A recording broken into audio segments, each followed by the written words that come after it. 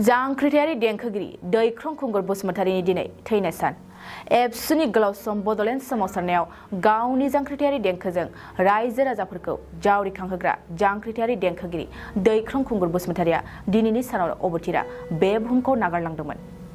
मिथिनाय बादिब्ला माखासे सम केन्सार बेरामजों भुगिनांनायाव जांख्रिथायारि देंखोगिरि दैख्रं खुंगुर बसुमतारीया थांनाय 2016 मायथाइनि 17 दिसेम्बर खालारखालि बे बुहुमखौ नागारो। बर'नि सोमावसारनायाव गावनि जांख्रिथायारि देंखोजों रायजो राजाफोरखौ जावरिखांहोग्राखाय बिथांखौ एबसुआ जांख्रिथायारि देंखोगिरि बिमुंबो दोननाय जादों। बेबादिनो जांख्रिथायारि देंखोगिरि दैख्रं खुंगुर बसुमतारीनि अबथिरा जिउ गोमानाया गासै बर' माहारिखौनो दुखु मोनहोदों, जेराव जांख्रिथायारि देंखोगिरि दैख्रं खुंगुर बसुमतारीनि थैनाय सानाव बिथांखौ बयबो गोसोखाङो।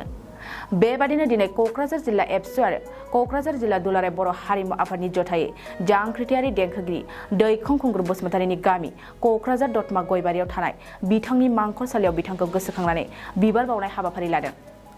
बे हाबाफारियावनो बाहागो लायो एबसु आरो हारिमु आफादनि गोबां मावथिफोरजों लोगोसे सानजा क'क्राझार बियाबनि एमएलए लरेन्स इस्लारिया।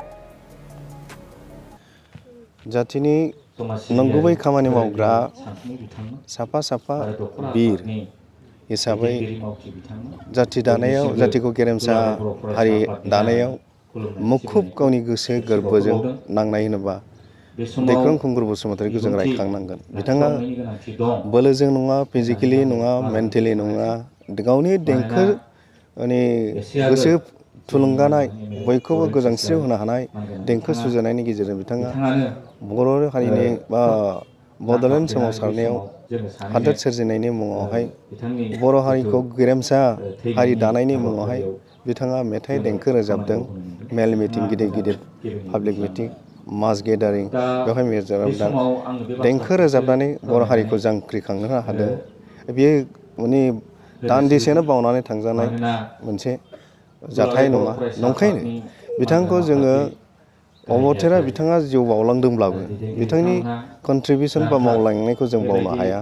सिरियासयै बेखौ अमर हिसाबै गोथाङै लाखिनो थाखाय जों दानि फैगासिनो थानाय इयुन जोलैफोरखौ फोरोंलांनाय बा दिन्थिलांनाय बा जों थासान्दियाव बिथांमोनखौ बिथांनि जिउ आत्माखौ जाहाथे सान्थियै थायो, बिथाङा स्पिरिचुवेल गोहोजों जाहाथे जातिखौ मोनसे गोहो हरो, बेखौ मिजिंथिनानै जोङो बिथांखौ फुजिनांगौ आरो जों फुजिनो लादों आरो बिथांखौ जों अरायबो फुजिबाय थानो हायोबा जोबोद मोजां।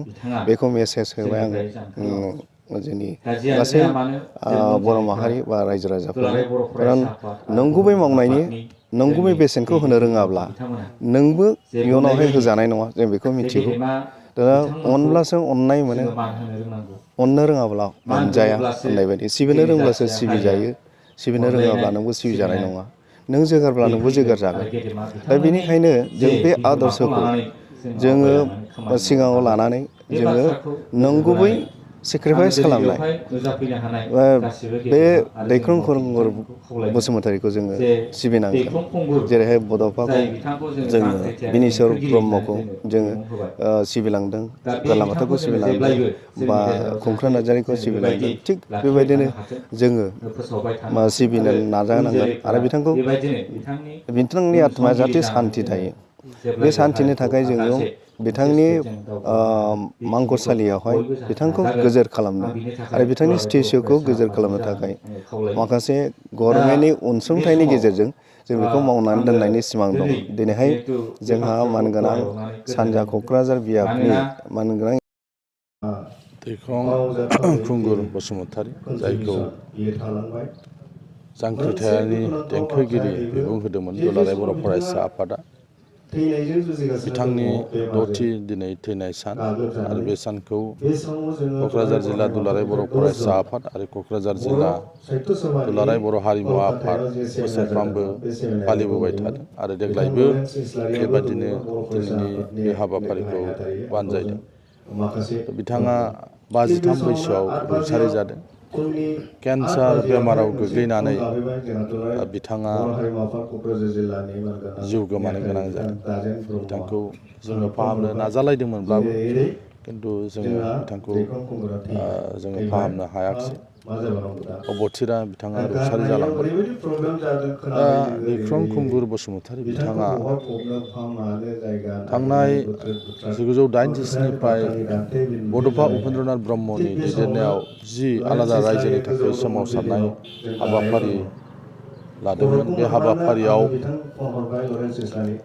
बिथाङा मैखोमै मेथाइ खननानै बिथाङा मानसिफोरखौ जावरिखांहोदोंमोन। बिथाङा जांख्रिथायारिनि मेथाइ बांसिन रोजाबोमोन आरो बिथांनि मेथाइजोंनो गोबां मानसिफ्रा थुलुंगा मोन्दोंमोन सोमावसारनायाव बाहागो लानो थाखाय। दुलाराय बर' फरायसा आफादनि जानानै आङो बे बाथ्राखौ जोबोद गोजोननायजों फोरमायगोन।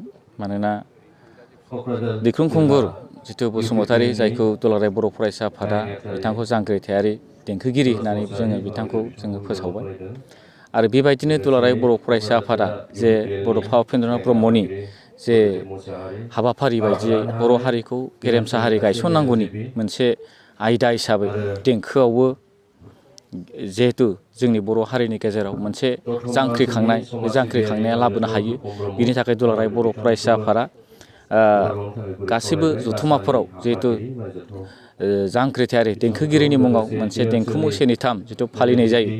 बे फालिनाय हाबाफारियाव जिहेतु जोंनि गासै उन जोलै, जोंनि लाइमोनफोरा बिथांनि जे बिहोमा बायदियै जे बुहुमाव बर' हारिखौ गेरेमसा हारि गायसननांगौआव जितु देंखोआवबो मोनसे रोंखा राखा हिसाबै जिहेतु जोङो बेबायदि हिसाबै दावगालांनो हायो। बिनि बागै दुलाराय बर' फरायसा आफादा दिनैनि बे बिक्रम कुंगुरनि 6थि जे थैनाय सानजों लोब्बा लाखिनानै जोङो बेखौनो हामलायगोन जे साफ्रोमबो जोंनि उन जोलै जे लाइमोनफोरा आरो लोगोसे जोंनि गासै बर' हारिनि दैदेनगिरि मावथि बिथांमोनहा जे देंखोगिरि बिक्रम कुंगुर बसुमतारीनि जिहेतु बिहोमाखौ गोसोखांनानै बयबो जेब्लायबो जों आवगायबोगोन आरो जाथियाव गमामा बड'फा उपेन्द्रनाथ ब्रह्मनि जे सान्थौ, जे बुहुमाव गेरेमसा हारि गायसननाय, बेखौ आगानसेब्लाबो जोङो बिथांखौ गोसोखांनानै जोङो मावलांनो हागोन।